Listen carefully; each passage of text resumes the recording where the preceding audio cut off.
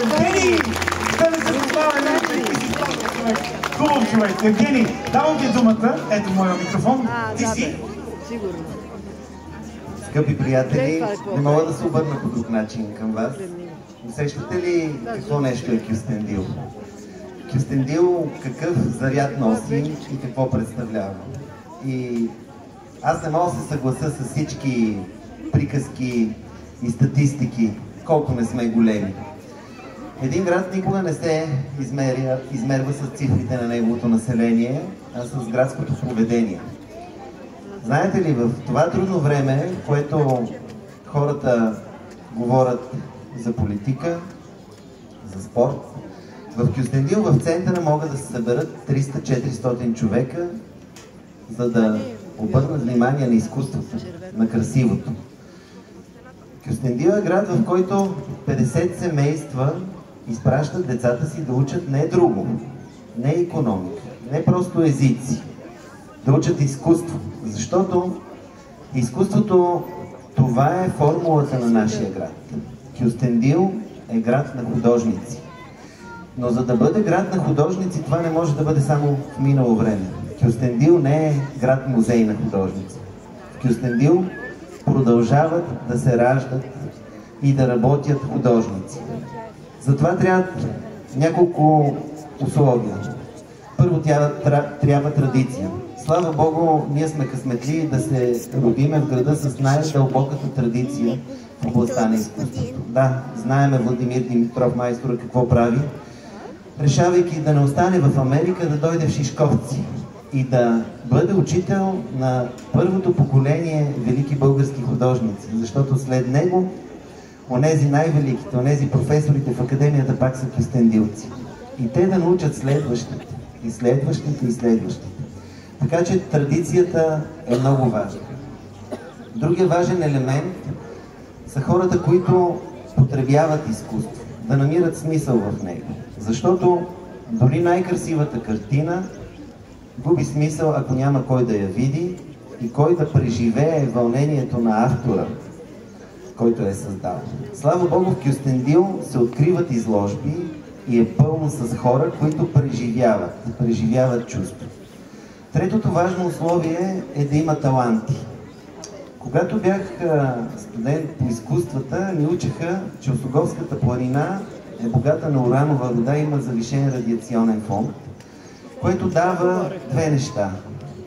Повече хора с психични проблеми и повече талантливи хора.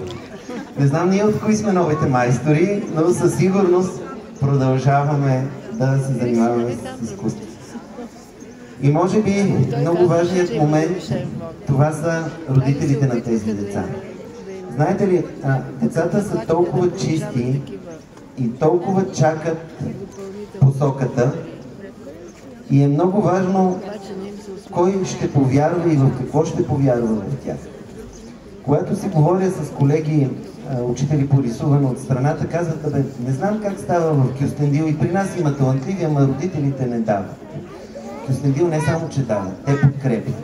Знаете ли, тази изложба е дело на децата на Кюстендил, на техните ръце, но е дело и на техните родители. Затова, мили мои, мога да кажа, родители, благодаря ви, че вярвате в таланта на децата си. Благодаря ви, че вярвате, че има смисъл в днешния материален, физически, комерциален свят детето ви да се занимава с изкуство, да отделяте от времето, от средствата, от неговото време, от неговата перспектива да стане човек на изкуството. Благодаря ви много. Това е Кюстендил.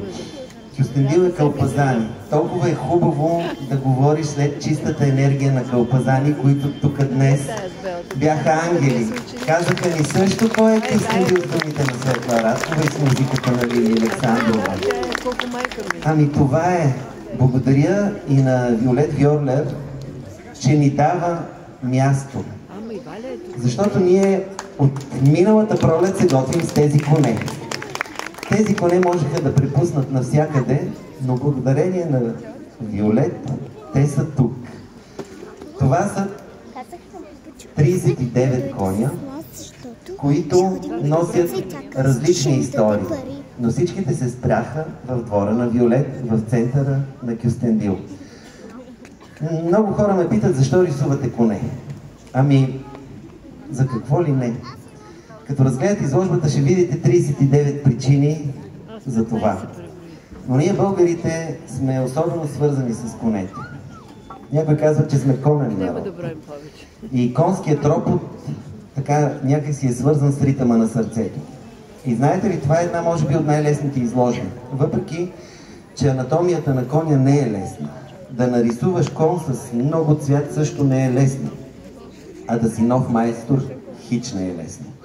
Но нещо от този конски тропот ни помага и тази изложба се получи много естествено и аз се радвам, че днес е тук. Цяла седмица децата и родителите ме питат, какво ще правим, ако вали? Ми викам, аз не знам дали ще вали. Нямам представа. Конете не се боят от дъжд. А то взе, че се усмихна и слънцето. Благодарен съм на времето. Благодарен съм на Господ, че ме е поставил да съм учител в този град и че спря дъжда за изложбата на тези деца. Благодарност. А сега, ето ги и тях. Новите майстори, заповядайте тук при мен. Всичките. Тук е най-малките до мен.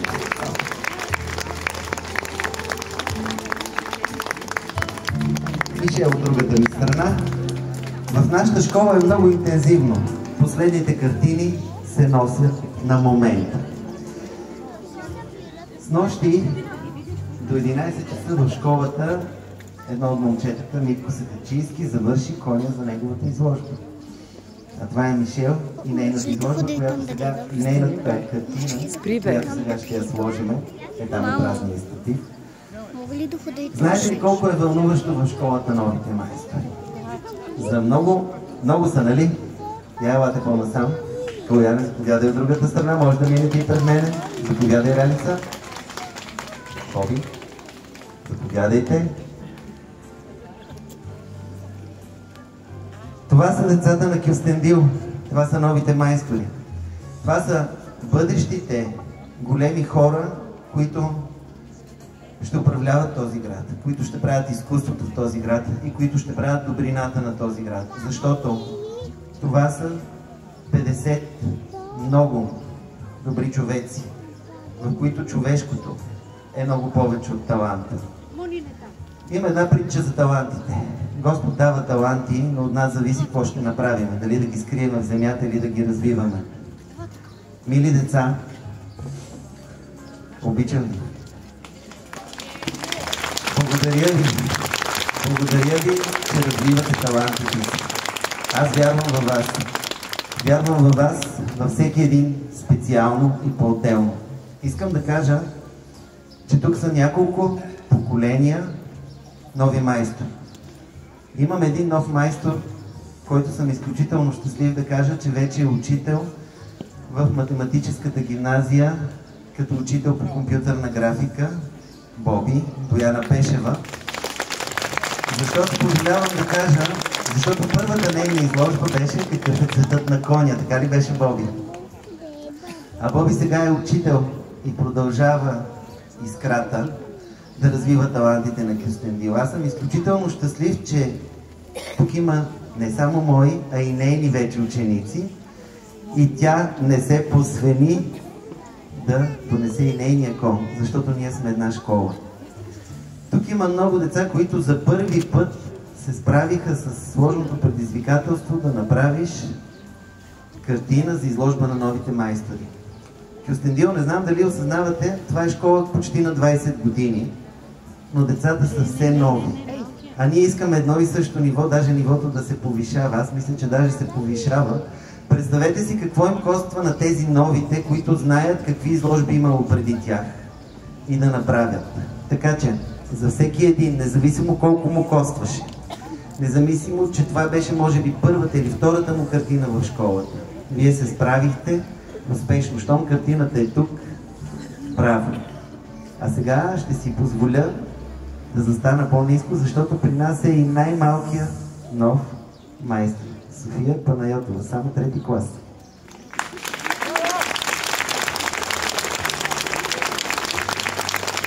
Какво да ви кажа? Това е най-красивата професия.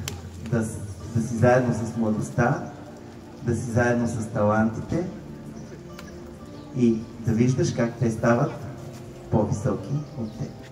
Благодаря ви.